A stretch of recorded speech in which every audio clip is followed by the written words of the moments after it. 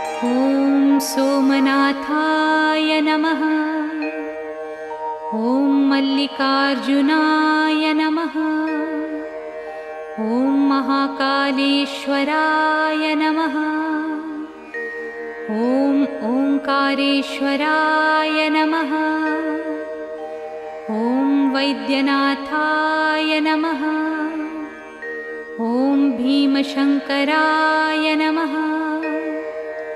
ॐ रामेश्वराय नमः। ॐ नागेश्वराय नमः। ॐ विश्वेश्वराय नमः। ॐ त्र्यम्बकेश्वराय नमः। ॐ केदारेश्वराय नमः। ॐ भुस्मेश्वराय नमः।